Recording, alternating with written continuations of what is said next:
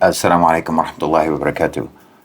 Okay, so this is going to be a news breakdown and sort of a recap of some of the more high-profile stories that have been happening or that are going on right now. First, Bangladesh, which proceeded pretty much exactly as I sort of feared that it would proceed in the video that I did, or that was, I think, an excerpt from a live stream that we did about the situation in Bangladesh. It sort of unfolded the way I anticipated, unfortunately.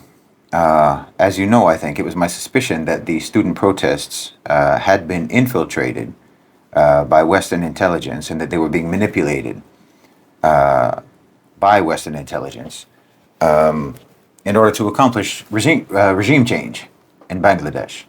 And I think I talked about it at the time. The aim being to basically unplug Bangladesh from China and from BRICS and the alternative funding and investment sources that are provided that were being provided to Bangladesh via China and via BRICS. The idea to basically undermine the potentiality of Bangladesh joining BRICS, which they had applied for, or they were in the process of applying for, with the help of Brazil. And so, to me, that appears to be exactly what has happened in Bangladesh. Now, let me clarify. I don't believe that the protests actually caused the resignation of Sheikh Hasina. And I don't think that her departure from the country was caused by the protests. It provided a pretext for that happening, to make it appear that her removal was the result of popular will. But let's be honest, the student protests were not powerful enough and were not widespread enough, and they didn't last long enough to actually be able to achieve that.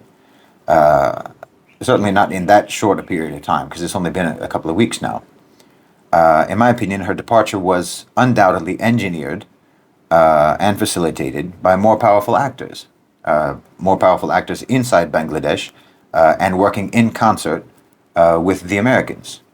I mean, the U.S. literally welcomed her resignation and her departure from the country, which kind of lets you know precisely how they wanted things to go in Bangladesh, which is precisely the way things did go in Bangladesh. The student protests started out, in my opinion, as a legitimate cry for justice, a cry against an unfair employment policy.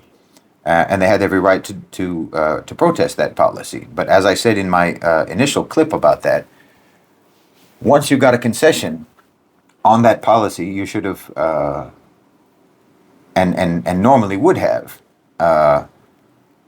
ended the protests, because you got what you asked for. And when it continues beyond that point, when it continues beyond the point of what you are initially protesting, that looks like instigation. That looks like there are agent provocateurs who are actually using the initial grievance as just a pretext for creating a momentum for regime change, or as I say, creating a momentum for creating a believable, convincing pretext for regime change. But as I was talking about in that clip, I think that the protest movement ended up being hijacked because I think it was legitimate from the beginning. I believe it was legitimate from the beginning, but I think it was hijacked by the very forces of oppression that we are fighting against. Now, as I said in my initial comments on the situation in Bangladesh, the brutal tactics of the police, the violence of the police, the murders that they committed against protesters, undoubtedly contributed to the degradation of the situation and the further inflaming of the passions of the protesters. But I would just say this, that any country in the global south is going to react with enormous suspicion, particularly if that country doesn't have a good relationship with the United States. Any country that doesn't have a good relationship with the United States, any government in the global south that doesn't have a particularly good relationship with the United States, they will react very suspiciously to any protest movement in their country. with the suspicion that this protest movement is actually part of a regime change operation being conducted against them by the United States. So they will predictably respond with an iron fist, because they will believe, and often rightly so, that this protest movement is actually an externally engineered effort to unseat them and to topple their government. That is external interference into the affairs of their country. So they will respond quite viciously. That's not to excuse it, but it's just to explain that this is a predictable response for any country that doesn't have particularly good relations with the U.S., that they will respond with a great deal of suspicion to any protest movement, and on the basis of that suspicion, meaning on the basis of what they think that protest movement is actually about, they will respond violently and brutally. As I think has proven to be the case, and it will become even more clear later on, I'm afraid, that suspicion would have been correct in the case of Bangladesh, because in my opinion there is a more sinister force at play here. And it's a force that deliberately fueled the flames of unrest in Bangladesh to achieve their own purposes. And this force, of course, is the Western imperialist machine. They used social media in Bangladesh to spread lies, to spread misinformation, and to manipulate the young people, to manipulate the protesters, and to incite them into calling for the toppling of the government. They exploited the legitimate grievances, and this is, again, what I talked about in my first comments on this. They exploited the legitimate grievances of the students and used the students as pawns in their game, the game of divide and conquer. And this is not unique. This isn't unique whatsoever. It's a pattern that we've seen again and again and again. I mean, when you've seen a dozen people fall down a flight of stairs, they may not all fall the same way, but when you see someone start slipping on those stairs, you know how it's going to go, you know how it's going to end, you know where they're going to end up. Everybody may fall a little bit differently, but it's the same set of stairs, it's the same trajectory, and it's the same destination. I mean, Bangladesh, it has 170 million people, and they have a very important strategic relationship with China, a strategic relationship with India, a strategic relationship with Russia. China is Bangladesh's main partner, investing billions in the Belt and Road Initiative. And Bangladesh has been building strong ties with India and with Russia, and was wanting to join BRICS, as I mentioned. This is obviously a threat to Western imperialism, to the Western-oriented OCGFC. So what's the result? Sheikh Hasina resigns. The army takes over. They establish an interim government. The interim government is going to be comprised of hand-picked individuals, probably with ties to Western powers. They'll crack down on dissent. They'll crack down on protest, using the pretext of maintaining order to silence any opposition. The student protesters may have gotten them into power, but once they're in power, they're not going to have very much tolerance for the student protesters. I mean, we can look at, you can go back as far as you want. You can go back to 1953, when the CIA overthrew the government of Mossadegh in Iran. That led to an interim government that cracked down on dissent. They cracked down on political opposition, the National Front, and so on. Same in Chile in 1973, when the CIA backed a coup, which led to an interim government that led to crackdowns on trade unions, on student organizations, and left-wing parties, and so forth. This is just, as I say, this is the pattern. When you become familiar with the pattern, you can recognize it. And once the pattern starts being implemented, you know what the next steps are going to be. You know where that's going to end up, just like watching someone fall down the stairs. So what I would expect is they'll implement economic shock therapy on Bangladesh, privatizing state-owned enterprises, opening up the economy to Western corporations, just like in Poland in the 1990s, when the IMF and the World Bank imposed shock therapy, leading to mass privatization, deregulation, trade liberalization, and so forth, which benefited Western corporations and local elites. And just like even in Russia, a lot of people don't remember this, because you think of Russia in 2024, you don't remember what it was like in 1992. The IMF imposed shock therapy on Russia. leading to mass privatization, deregulation, trade liberalization, and so forth, which benefited Western corporations and local oligarchs. And then I suppose at a certain point, you will have elections in Bangladesh. Those elections will be rigged to ensure that Western-backed candidates win, and this rigged election process will be monitored and validated by Western organizations who will assure you that you have a vibrant democracy. And this, again, is something that happens repeatedly. This is why you kind of already know what's going to happen, because we've seen the story play out many, many times. The new government, whether it's under, what's his name, Mohammed Yunus, or some other Western puppet, the government will pursue aggressive privatization, deregulation, trade liberalization, benefiting Western corporations and local elites at the expense of the majority of the population.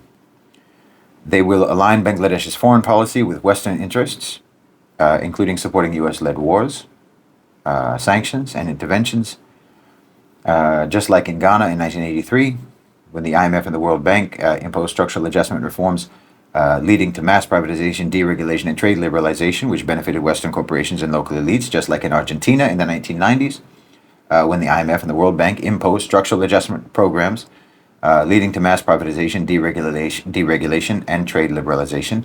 You get the point. They will crack down on civil liberties, using the pretext of national security to suppress freedom of speech, freedom of assembly and association, and so on. And obviously China will be marginalized as much as they can. They'll marginalize China as much as they can, and Bangladesh will probably be offered new IMF and World Bank loans, which you will immediately accept, even though you already owe over $12 billion to the IMF and the World Bank.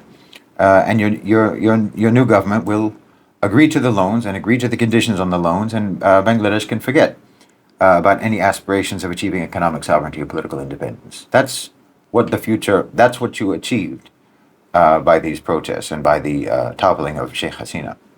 The United States is engaged in a concerted effort to regain its sphere of influence globally, particularly in regions where the BRICS nations are gaining traction. This strategy involves a combination of diplomatic, economic, and military measures, and political manipulation, political infiltration, political coercion, political interference to sway countries towards the U.S. orbit and prevent them from falling under the influence of BRICS. We're seeing this all over the world. In Venezuela, the U.S. has been actively seeking to oust Maduro's government, imposing economic sanctions and providing support to the opposition. First it was Juan Guaido, now it's Gonzalez. We saw it, of course, in Pakistan. Everyone is aware of what happened in Pakistan. The U.S. had been pressuring Pakistan to distance itself from China and to distance itself from Russia. Imran Khan didn't do that. They also wanted Pakistan to succumb to IMF control and impose neoliberal reforms, and Imran Khan refused to do that, and he was removed, as we know. Then you can look in Georgia, you can look in Moldova, same in Kazakhstan. In South Africa, I've talked about it many times. The United States backed the Democratic Alliance to infiltrate the ANC government with radical neoliberals. In Bolivia, the U.S. supported the ousting of Evo Morales.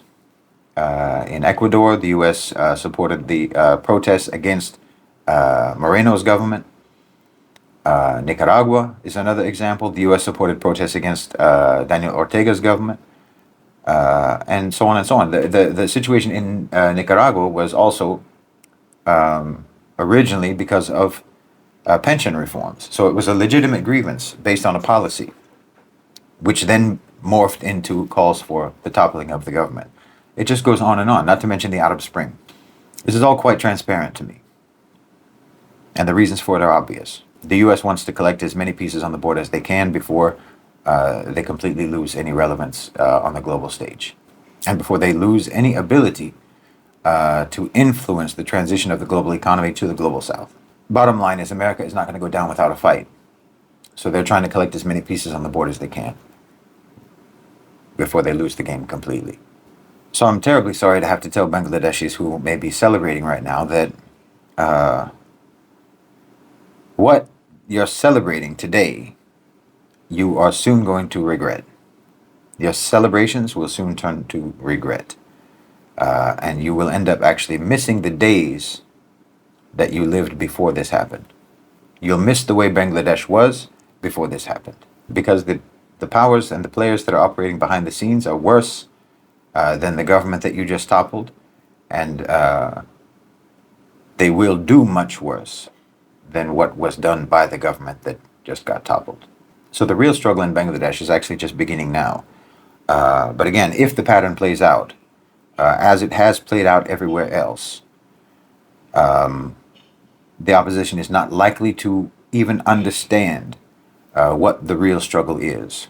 And even if they do understand what the real struggle is, I would expect that the repression in Bangladesh is going to be so severe and so comprehensive that the national trauma will likely be so bad that most people will simply succumb. Now, everybody told me, because they always tell me this, they told me that I don't understand Bangladesh, and that it's a unique situation, that Bangladesh is unique, that Sheikh Hasina's government was uniquely corrupt, and the protests were unique in their nature and so forth.